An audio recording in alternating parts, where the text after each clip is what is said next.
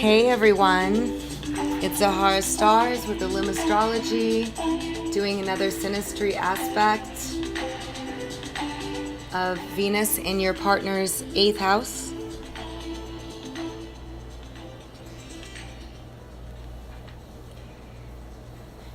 This is a very intense interplay here. The 8th house is of intense experience, hidden desires, taboo subjects, obsession,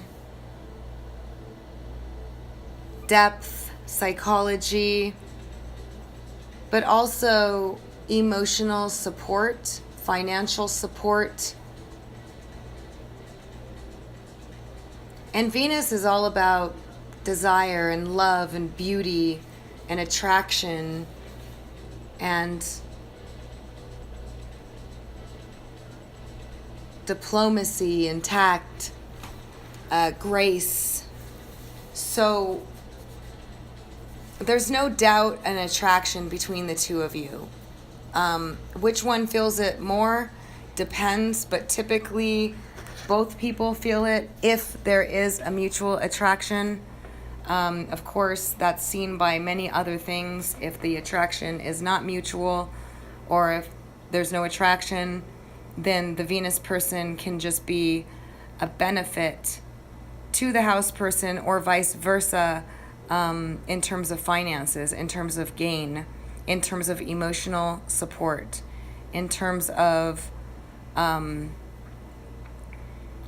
sharing secrets, like if this was a friendship or a business partnership. A business partnership, it's really good for that because one partner will gain financially from the other partner. But this is the house of sex. It's a house of intense experience, depth, diving deep. So the interaction between the two tends to be deep. There's usually an ability to be expressive and share secrets with each other with ease. You tend to be very open about your needs, desires, wants with each other, and it seems to be comfortable. Sexual expression is enhanced, so like the two of you can explore sex together with a great amount of comfort. It can be racy, provocative. It's Pluto's house after all. Venus there is very sexual, very sensual, and brings out these strong, intense sexual desires. There can be obsession, but it typically runs a lot smoother with Venus in this house because Venus is about getting along and, desire and sensuality and all that stuff, beauty and grace. But the house person can, in a sense, bring out the Venus person's stronger sexual desires, obsessions, and stuff through the house person's subconscious behavior. Because the 8th house of the house person holds their fears and anxieties and the things that they want to hide from public or don't feel comfortable telling most people. It's Pluto's house. It's things that are suppressed, pushed under the rug, avoided, to deal with. So the Venus person can come in and open up this whole realm for the house person because Venus will do it in a very diplomatic, graceful way. But there's a strong magnetism and always an underlining strong sexual desire nature that's enhanced with this placement. There's also sharing of resources, meaning you guys could be very supportive of each other, buy each other's gifts, sexual gifts even, toys and stuff like that, perhaps. But it's definitely a racy placement for Venus. And both people, if there's an initial attraction between the two of you, then both people are usually likely very attracted to each other. They see a certain amount of mystery around each other, sensuality, sexuality, strong, passionate drives.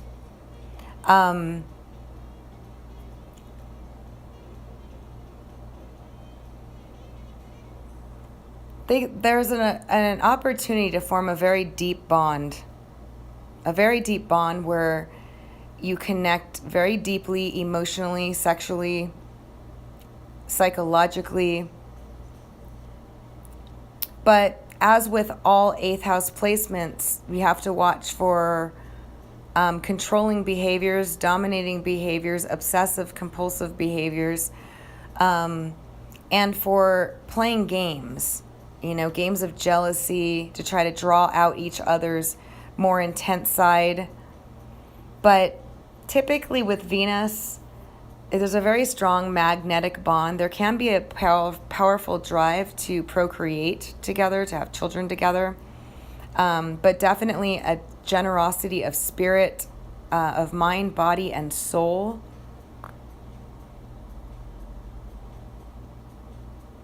Benefits that can be had together in business. It does bring about an ability to communicate about things that a lot of couples might struggle with. But there can also, on the opposite side, be, repressed feelings and emotions. So just be careful with that. Be able to express yourself. It can work both ways. The house, the sign on the house will tell a lot more about the expression and the sign that Venus is in. You also have to consider aspects being made to Venus in the person's natal chart, who is the Venus person, and planets that are also in the 8th house person's chart,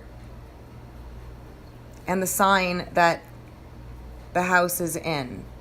That will give you more details as far as how it's going to work out. If it's in Scorpio, it's much more intense, perhaps passive-aggressive, perhaps difficult to break through, but can be obsessive, dominating, more controlling too.